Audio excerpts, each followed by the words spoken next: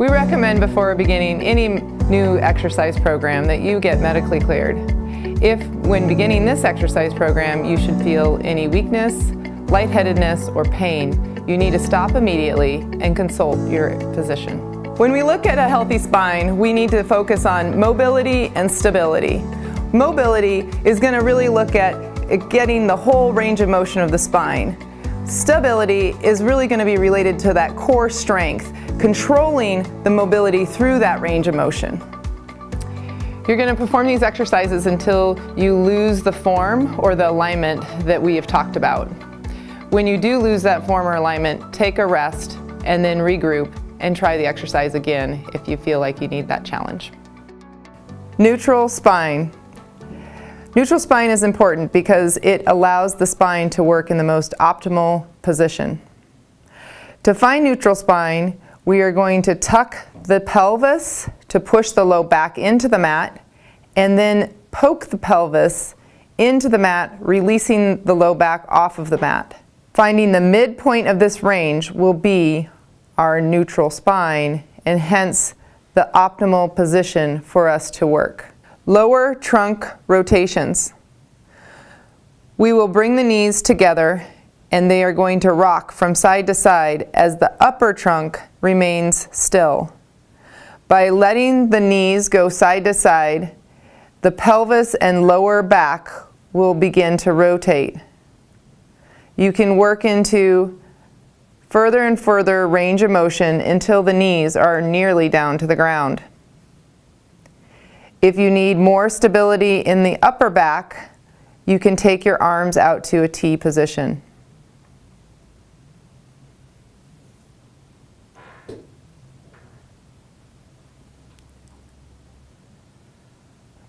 Taking an inhale, and then as she exhales, we're going to tuck the tail, peeling the spine up segment by segment, keeping the lower ribs onto the mat, then rocking back down segment by segment.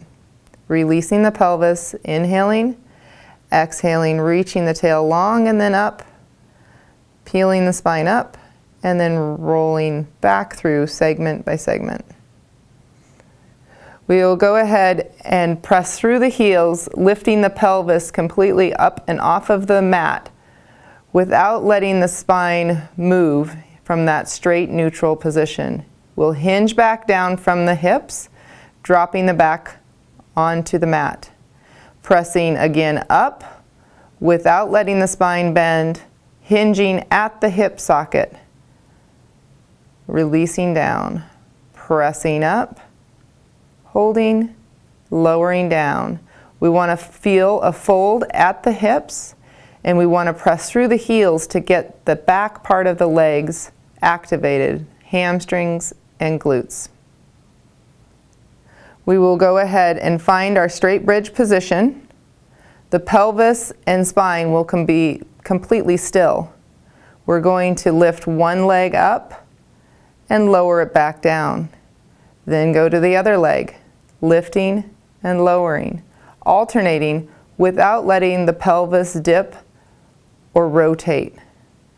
We want to press through the heel and activate the lower abdominals by pulling our belly to our spine and squeezing the glutes.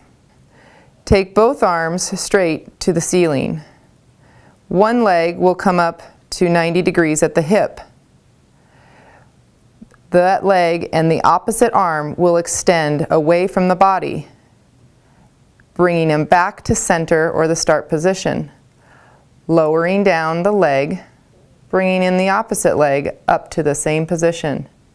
Reach the leg and the arm away from the center of the body, keeping neutral spine.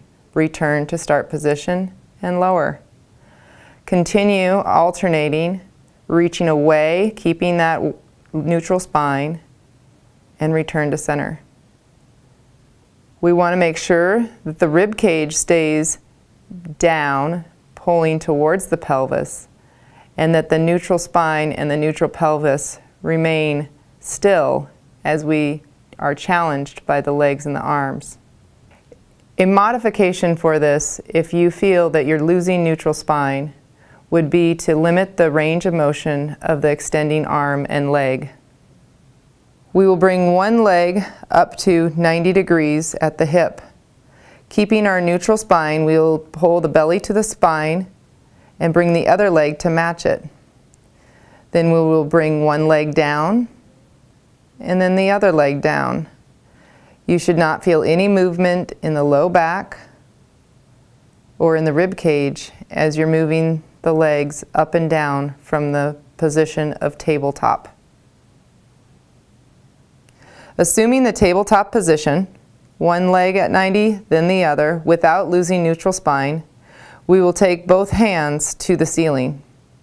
From here, the opposite leg and arm will extend away from the body only as far as you can control your spine in neutral. We do not want to feel movement in the low back.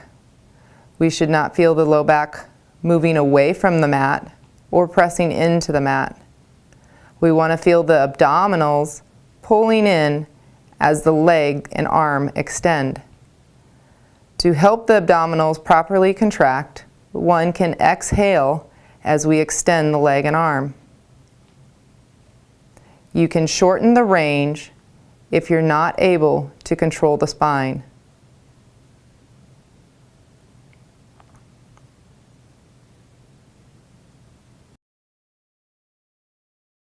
Bringing your legs back into the tabletop position, maintaining neutral spine.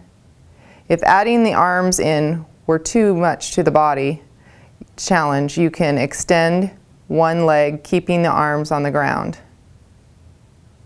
Bringing it back in and alternating.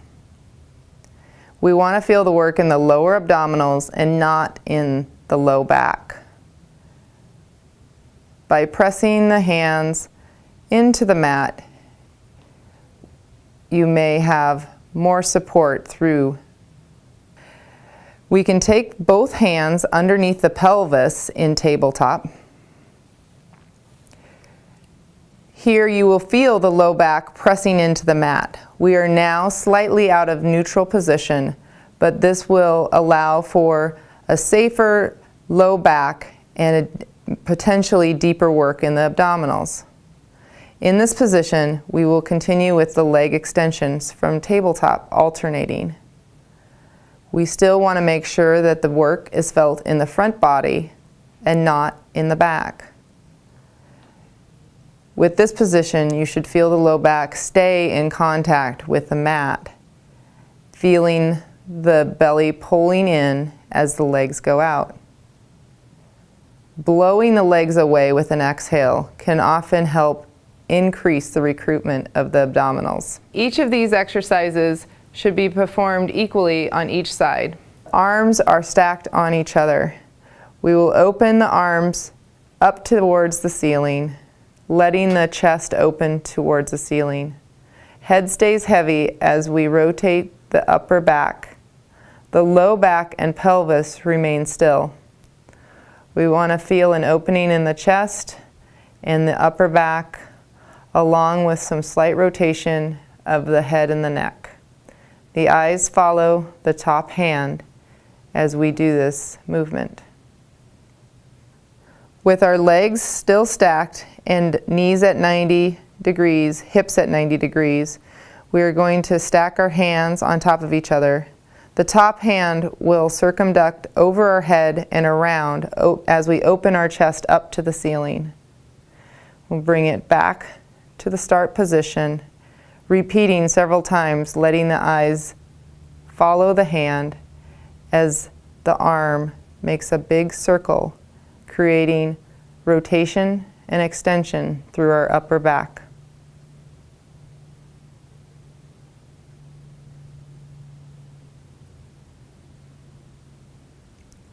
The beginning side plank will be off of the elbow and the knees.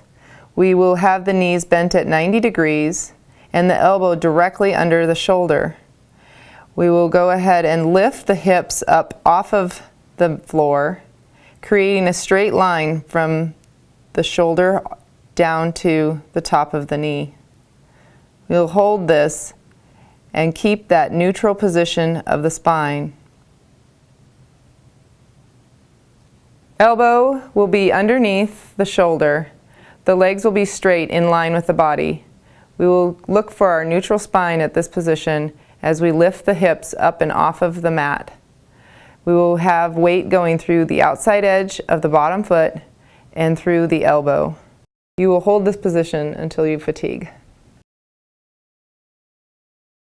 We will go off of the arm and the side of the foot, coming up into that side plank hold, keeping neutral spine. We will hold this position until we fatigue. Coming up into the side plank, you will lift the top leg up and down, maintaining the height and the alignment of the body with the top leg moving. You can also do a bicycle move of the top leg, bending the knee and the hip while keeping the side body straight. Starting position on hands and knees, your hands will be directly below your shoulders, knees directly below your hips. This exercise is to create mobility through the spine. You'll begin by tucking your tailbone, arching your back up towards the ceiling as your head lowers.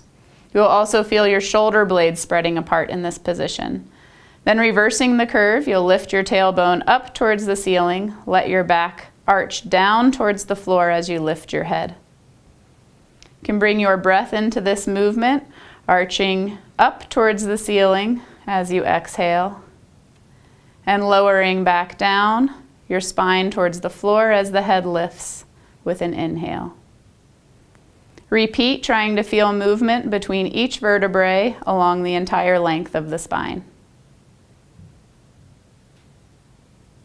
Again, beginning in quadruped position, you're going to reach your right arm away from your trunk as you simultaneously reach the left leg back behind you. In this position, make sure you can maintain your neutral spine and your neck remains long. Lower each limb back to the floor and repeat with the other side, reaching left arm and right leg. It is important to control your spine as you reach, making sure not to let it swoop or dip down towards the floor. Alternate right and left, feeling the energy in your shoulder and hip.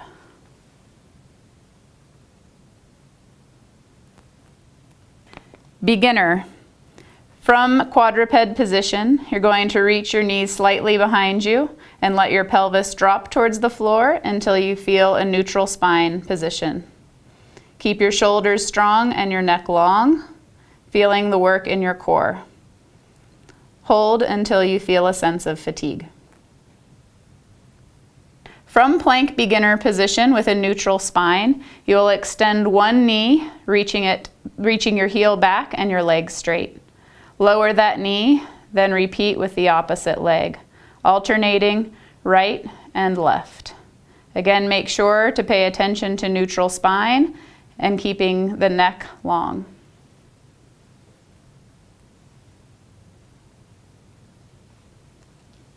Full position. From quadruped, your toes will tuck below your foot. You'll extend one knee at a time, straightening your legs behind you, keeping a neutral spine position. Avoid allowing your shoulders to shrug up towards your ears and pay attention to keeping a long neck. Hold this position until you feel a sense of fatigue. For any of the plank positions, you can modify the arm position and rest on your elbows rather than on your hands to decrease the load on your wrist. This will also decrease some of the load through the shoulder. From full plank position, for an added challenge, you can pull one knee towards the same elbow, reaching it back and repeating with the alternate side. You can also add the knee pulling to the opposite elbow and again repeating with the opposite side. For another added challenge, from plank position, you can lift one foot off the ground, lower it, and repeat with the opposite side. Try to challenge yourself by increasing the speed of your toe taps, keeping a neutral spine throughout the movement. Child's pose. This position from quadruped will ensure increasing mobility and a stretch for your spine. Going to reach your sit bones back towards your heels as you lower your head and chest down towards the floor and reach your fingertips away from your body.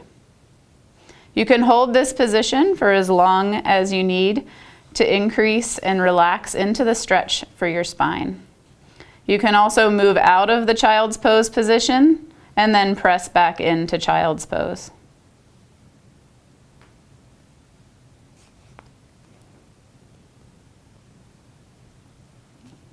For some rotational mobility of your spine, you can assume the child's pose position, reaching your sit bones back towards your heels.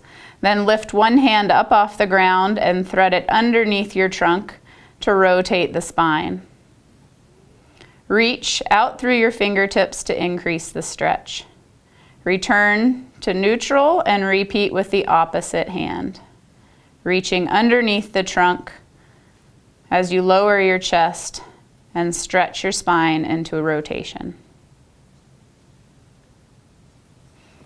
With your hands interlaced behind your head, going to support your head and neck into a lengthened position.